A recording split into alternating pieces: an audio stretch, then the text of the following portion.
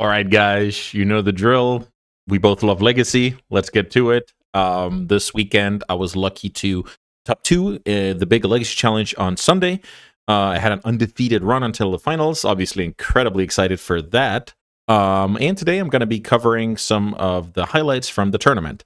My weapon of choice, unsurprisingly, was blue-black Reanimator. I've been talking a lot about this deck and what it can do, so I'm going to make it short. The addition of Psychic Frog basically meant that we had a lot of resistance to hate all of a sudden, and we could play a more, solid game. So opponent has to respect our broken plan with Entomb into Atraxa and then, reanimate it. But now we have Psychic Frog and Metamorphosis Fanatic, which is like a double-edged sword. I guess a Swiss Army knife, because sometimes it's a combo piece, sometimes it's just a good mid-range threat. So maybe we're going to see about that today. We have the cantrips, we replaced the griefs with thought seizes, and things moved along just fine. I will say my take on the deck plays 0 wastelands. The main logic behind that is I want my plan A to work. I don't think we're a very good Delver deck, especially after losing grief. So I can get away with a very low land count and then still fit, the fanatics and pushes in the main. And then my other thing is I'm big on Dark Betrayal. I focus a lot on actually winning tournaments, so that's why when I get to the later stages, I expect to play against blue-black strategies a lot, so that's why I play Dark Betrayal over something like, what do I know, the 4th Fatal Push in Orcus Bowmasters, whatever the case may be. For the same reason, I'm running 3 Fairy Macabres, where I guess in an open field, if you play locally, you can get away with, maybe running 2 anti-graveyard pieces. But yeah, who knows? But that's my metagame choices. And yeah, without further ado, let's get to some games. All right, guys, quick message here. If you want to have access to my deck guides, my strategy articles, whether you want to pitch me a sweet deck to play on the channel, whether you want to look into coaching or simply just want to say thank you for the content I put out, please check out my Patreon below and become a Baron today. Now, let's get back to the games. All right, it's time for round 1. This is game 3. I'm playing against Painter, a matchup that is quite scary because they oftentimes have built-in ways to deal with the graveyard, whether it's like a Lantern coming off of Saga, or it's a Soul Cauldron just as a combo piece in general, and incidental graveyard hate. I expect Fairy Macabres to come out of the sideboard. I haven't seen those yet, I will say. It's also a Pyroblast matchup, so Frog is not reliable, Force of Will is not reliable. They play Spirit Guides and Ancient Tomb, so Daze is not reliable. So there's a lot of things here that can be tricky. So I'm looking at a very, very polarized hand here. So my hand has double Entomb, which is huge, because now I can realistically go, Entomb, what do I know, Atraxa, then reanimate Atraxa, get Fairy Macabre, or, pop their Soul Guide or whatever. And then I can actually go again. So, I mean, this hand is a sure keep. And I believe my opponent is mulliganing down to 4 this game, which is definitely good news. Let's see. Mulligan to 4 with a Leyline. I've never seen Leyline out of Painter before, and maybe that's down to my bad research. This is pretty big when it comes to studying the metagame. So let's just say I was sleeping a little bit at the wheel, a bit lazy with my studying the metagame and my research. And all of a sudden, you can get totally screwed over by this Leyline. I will say I have 2 Brazen Borrowers in my deck. I can Miracle Fanatics. I have Psychic Frogs, so I have, ways to win, but now this hand is just completely blank, which is not ideal. My opponent did mull to 4, though, so there's some kind of chance. I'm going for a Surveillant here, keeping the Brainstorm, and I think I'm casting the Brainstorm right away. Kind of need to, get moving here. 3 good cards, so that's what I call a Braincestral Recall. I can easily get rid of some bad ones. Now I want to make sure that I fetch before my turn. I'm keeping up in case I need, Revolt on the push.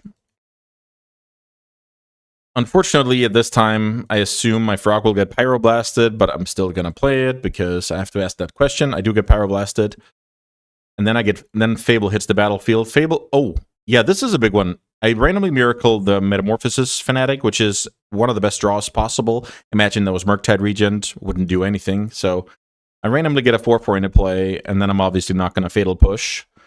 My opponent decides to cycle away a Graveyard Hate and a land, makes a lot of sense, and then the Goblin Engineer is threatening the Friction Dragon Engine out of the graveyard. I draw Consign, so this is actually pretty cool. So now I can start attacking, kill the engineer, and I have a plan for if my opponent gets to 5 mana and can unearth the dragon engine. Also, now I have to worry about my opponent flipping a Fable, which then means my opponent, in theory, has infinite blockers here. So, not a perfect situation. And here comes Ancient Tomb. So, my opponent's recovering from this Molder 3, I guess you can call it, with a Leyline incredibly well. Here comes Phyrexian Dragon Engine. I don't want my opponent to discard their last card and draw 3, so I stifle that ability. Take 4. Damage race is not relevant here. My opponent has infinite mana, so that's not relevant either. So I guess I cast some cantrips here. Sorry for being a bit fast. So now attacking with the giant. I have a shuffle effect available with the troll. My opponent could have chosen to make a copy and get in for, with both creatures, but they value the blocks. So now I'm going to cycle the troll, go get a basic swamp, might as well. And now I think this is a key turn. So I miracle another fanatic, which is huge. So I obviously play that card. And now I have some choices to make. So right now, my opponent's intention is obviously to block here. So what I want to do is I actually don't want to attack first, because then my opponent is just going to make a token and block. And it actually seems like my opponent could be a bit... I'm not going to say sleeping at the wheel. I'm only going to say that about myself. But, unaware that I actually have some agency here. So what I decide to do is cast the Ponder before playing the Swamp. I don't want to, tip my opponent off that I'm looking for removal. I actually spiked the removal here, which is huge, because now I draw the Fatal Push, play the Swamp. My opponent doesn't have any time to respond at this point. Then I'm going to attack. Before it blocks, my opponent's going to activate the Reflection, and then I can kill the token in response, leaving the Reflection in play by its lonesome, and getting in 4 damage. So now I'm threatening lethal next turn. My opponent has to jump block, and that's, in general, not a very good thing. So, really like that play. My opponent has to pass. I brainstorm. I don't find the nuts. I look at their hand, pick up a Leyline. I now have a shuffle effect. I will say minorly, since my plan is to reanimate the Goblin Engineer anyway, I don't think I'm supposed to play out this fetch, mainly because I play the card Brainstorm, and this could hurt my Brainstorm quality down the line, where land number 5 is generally not too important, unless I'm bridging for, trying to hardcast Troll or something, but I don't have Troll, so I should definitely have played towards the Brainstorm there. I don't have any artifacts to get either, and I just have a 1-2 in play in case that gets relevant.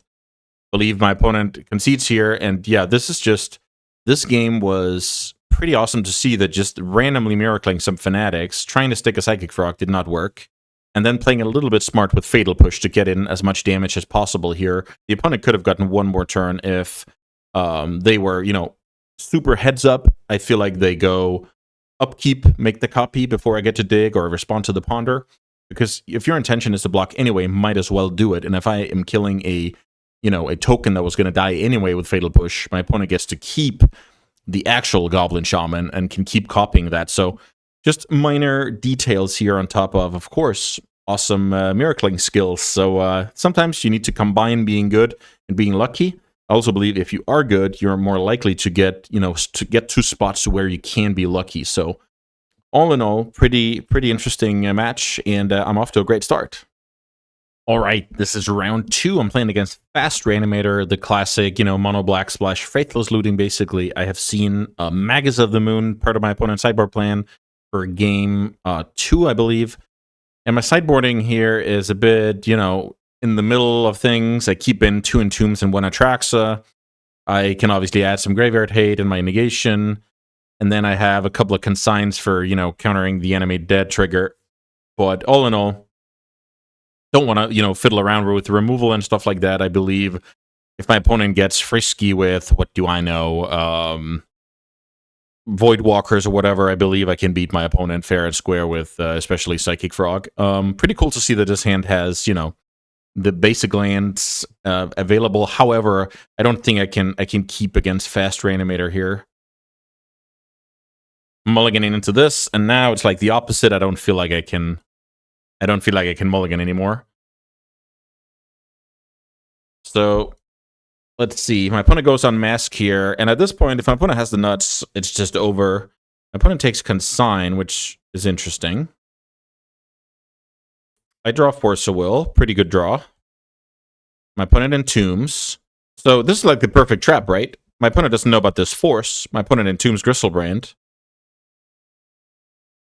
And I assume that card is going to be animated dead. Okay, it wasn't. So I now Force of Will that Reanimate.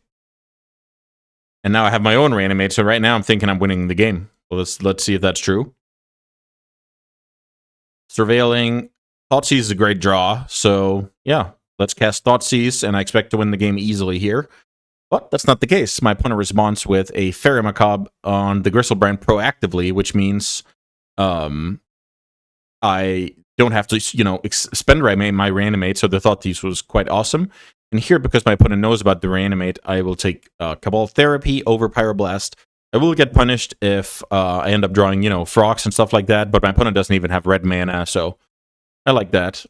And now, even if I draw a Troll, I guess that's out the window, but yeah, they should be pretty good, right? But only if my opponent draws something,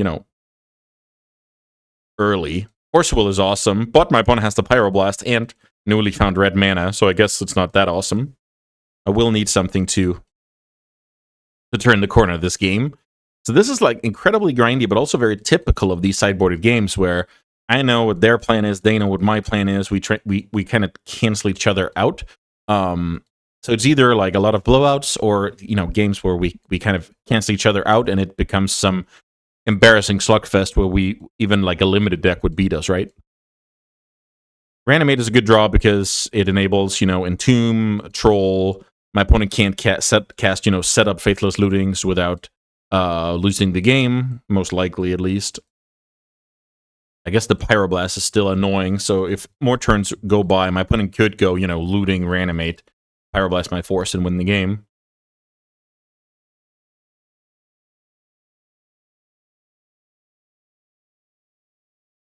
I draw Troll, so now I have a clock. Pretty easy. I developed the Swamp here because my opponent has showed Magus of the Moon.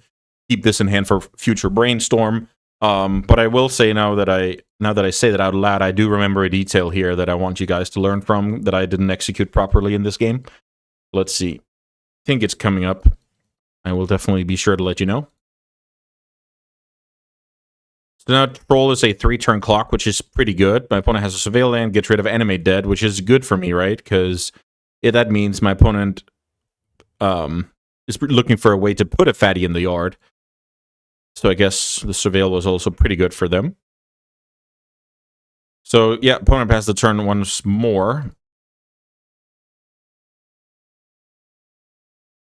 And I draw another force. So now my play should have been play the land. The reason why that is I need to see into the future here. If I draw, a blue card, perfect, I have double force. But what if I draw another land, which is on paper my worst draw, but if I play this land out, I turn it into one of my best draws next turn, because that would mean I have Hardcast Force and Pitch Force. But I realized that too late. Because now, getting Brainstorm value is not the name of the game. The name of the game is, I need to get 2 more hits in after this one, and I have a way to make sure my opponent cannot draw what they need on the last possible turn. So now this is a tempo game. This is not a value game, and that's what I failed to realize in real time here. I think I realized it right around my opponent's turn, where it's like, oh, shoot. Because my first thought is, having extra force means I'm proof to discard, which is true. But I also want to be proof to my opponent having, back-to-back must counter. Let's say my opponent goes must counter now. Then what do I even pitch? I probably have to pitch the Force Will, or if I pitch the Daze, I hope to draw a blue card. The point is, I exposed myself to risk, and I shouldn't have done that. I play the land out because if I draw Brainstorm, Brainstorm is just my second pitch card anyway. So I should have shifted my focus from Brainstorm value to Hardcast Force value. And here's the obvious reason for that. Drawing the land is now a brick, and now I could have had double, but I only have, Force plus Daze. I could have double Force, which would effectively ice the game. So now I'm at the mercy of my opponent drawing poorly. I need my opponent to either only have one big spell or discard spell plus one big spell. I cannot beat two big spells. Well, unless they play in today's. But the whole point is I left my opponent with a chance here. And if I remember correctly, my opponent just draws nothing and can't do anything. So this is why you have to evaluate. Well, if your goal is to get better at Magic, even though oh yeah, sure, I just beat Reanimator. I even had a force. Oh, look at me. But the point is, I don't have any control over what my opponent drew these last 3 turns, but I did have control over playing out that land number 4 so that my quote-unquote worst draw in the deck would turn into a useful draw in the deck. So yeah, lots of stuff to learn even while winning, and yeah, that's just the point for this round. Let's move things along.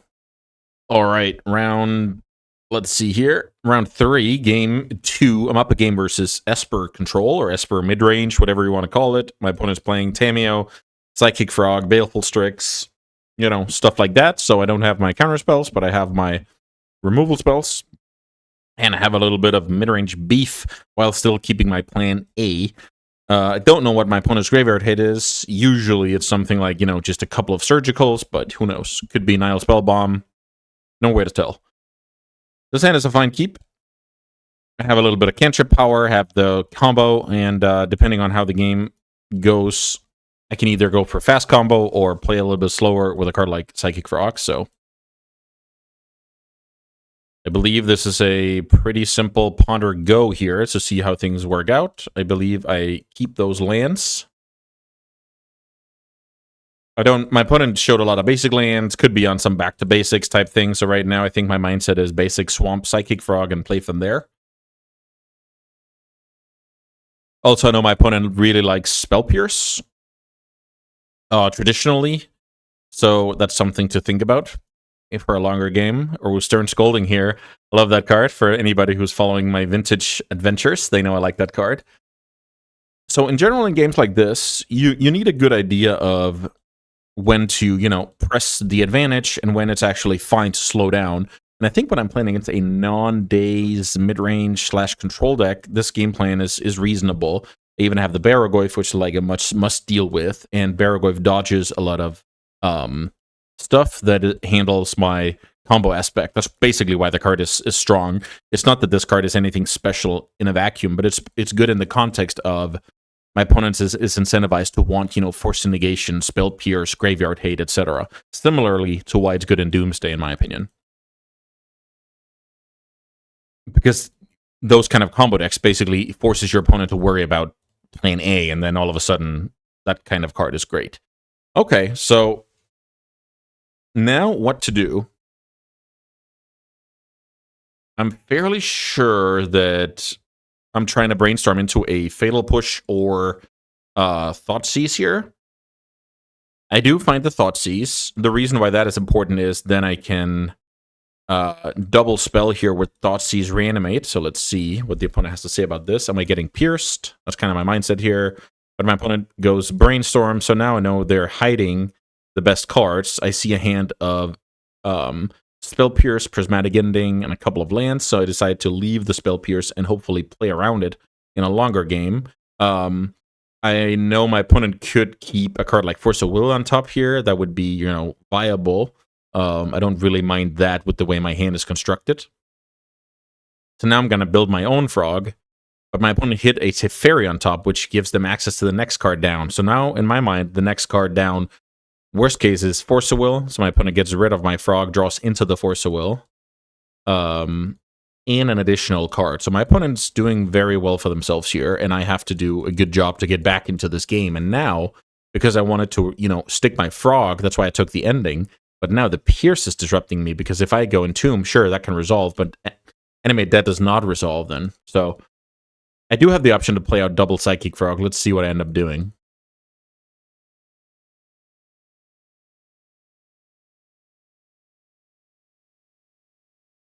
Troll the draw for the turn. Pretty bad draw, because I want to tap out here. So Troll doesn't even help me, you know, get to an additional mana on the following turn.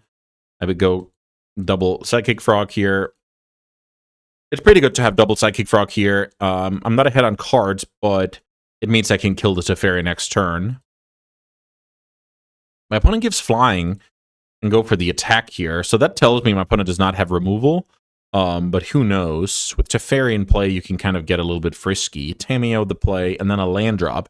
So now I'm asking myself, why did my opponent play a land out when maybe the size of Psychic Frog could end up mattering in a longer game? And the answer I came up with was that my opponent has either another Pierce or a Source of Plowshares. So this is a good way of analyzing the game. Why did my opponent do what they do? And make the story make sense, right? So with Psychic Frog versus Psychic Frog potentially being in my opponent's future, playing out that land needed a reason. So I'm pretty big on that reason being Source of Plowshares here. So let's see what I decide to do. I think I double attack the Teferi, but I am going to force the issue here, discarding the Troll that I don't really care about. I'm getting plowed here, which is unfortunate.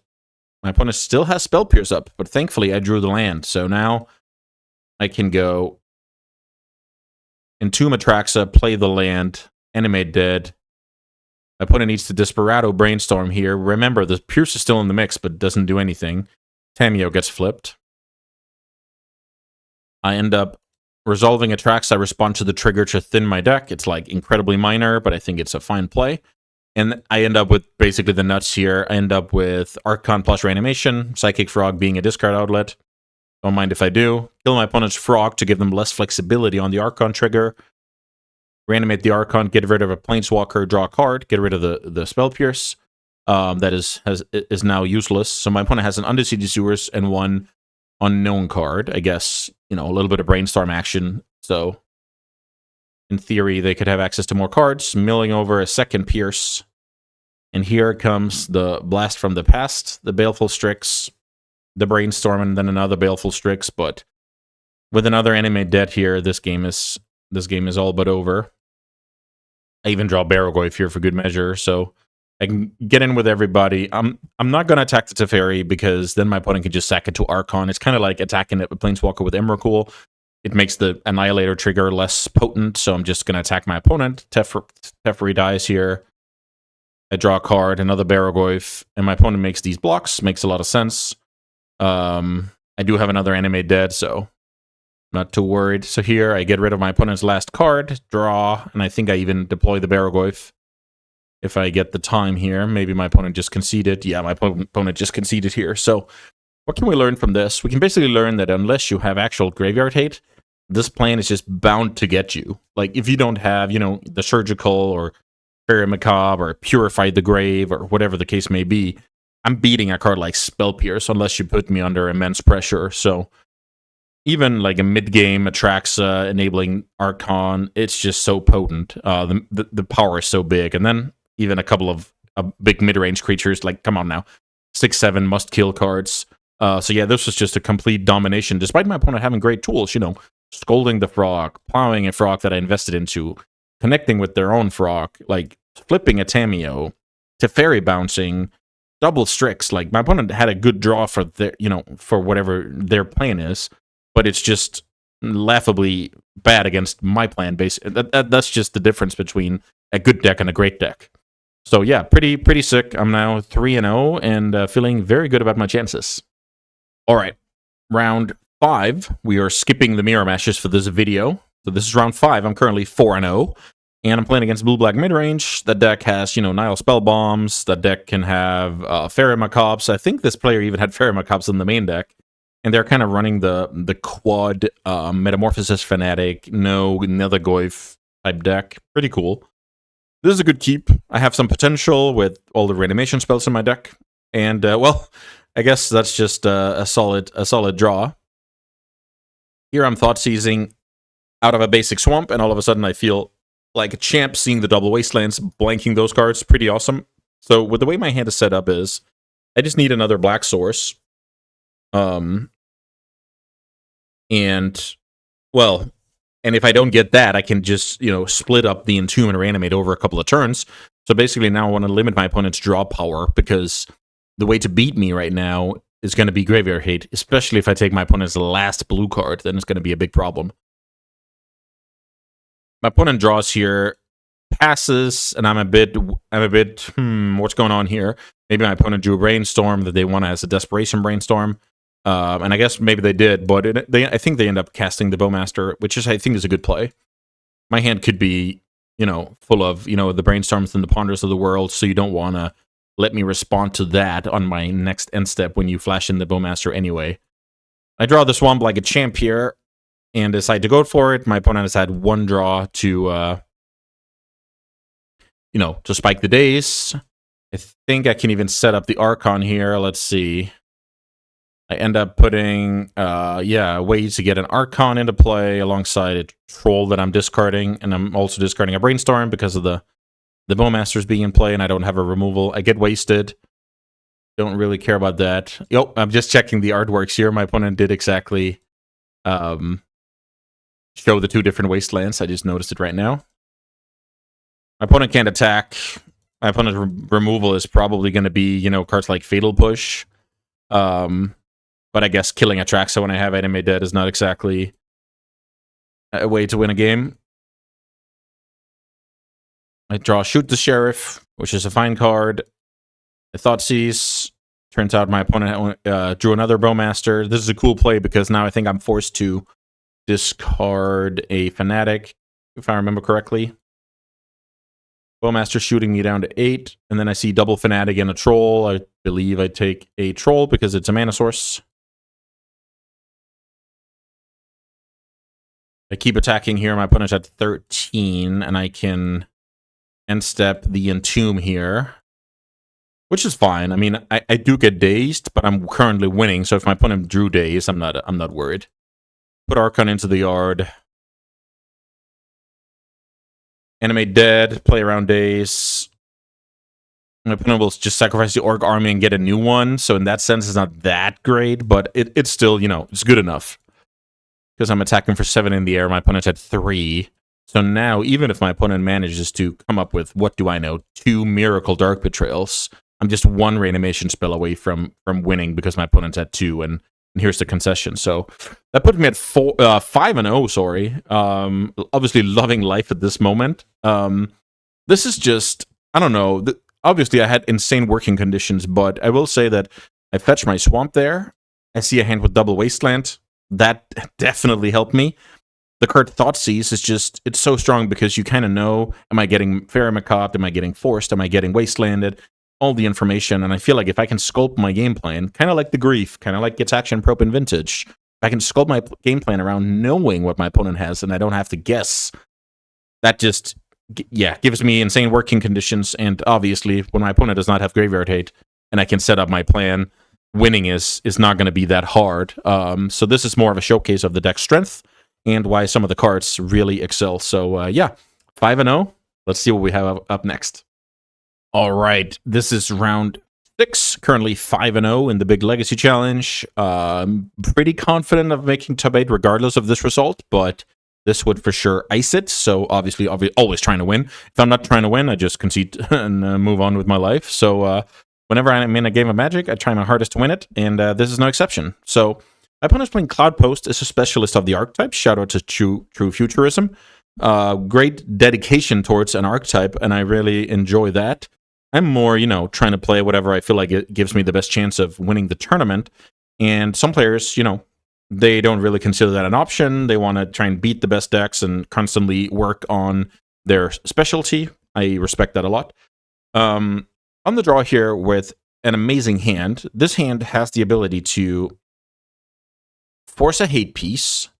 Let's say my opponent goes... Yeah, the problem is that deck sometimes plays like Fairy Macabre or whatever, so that's what makes the negation less good. But I don't think I can worry about that here. I can, however, worry about presenting my opponent with must, deal with combination of Entomb, Reanimate, and then I can actually follow up with the Harbinger, which is probably insane against the deck. So great hand. And let's see what my opponent can come up with. My opponent's on a mulligan here. Post pass. Notably, my deck doesn't have any Wastelands, which would have been great against the deck. So I'm leaning more on, my plan. I guess I'm leaning more on getting a fast Atraxa or Frog or Harbinger. Like, I still have some pretty good game, right? Let's see what we can draw here. I draw Days, which is probably a good draw. So I believe I just go fetch line pass here. Now I'm hoping to negate something. Well, no, I didn't hope to negate that. I'm negating pitching Frog, which this is because I feel like my plan A of Atraxa, plan B of Harbinger is gonna be better, and then maybe this Daze is gonna be clutch down the road. Just imagine, you know, dazing a 1 ring or whatever next turn. So here, my opponent's on 4 cards. Let's see if I get to Atraxa. I think I googled my opponent and they played a 1 copy of Surgical at some point. So the reason, because of that reason, I believe I play out my island first here, because it's, if my opponent has Surgical, I can daze the Surgical, and that's amazing. Then I force them to also have a Spirit Guide. But if I don't play out the land, so yeah, well, then I can get Surgical. But the reason to not play out the land is if I Atraxa into something where I need black mana, then it's too late, right? So I'm giving up a little bit of potential, but I'm hedging towards a card my opponent has been seen playing. So I like that overall. I find Consigned, Thoughtseize, Animate Dead, Land, and Troll. I believe I can just discard the Troll and not care too much. Opponent with the green source going Micah Spawn. The thing is that Micah Spawn could probably go get Caracas, so I decide to counter the trigger. That's not any sensation at all. That's just pretty solid, I think. So now I can shut down my opponent with Harbinger, and I have Daze for 1-drops, 4-drops rather. So pretty awesome that I have the Swamp in play. My opponent does go for a 4-drop, and yeah, pretty nice day at the office here. Not gonna lie.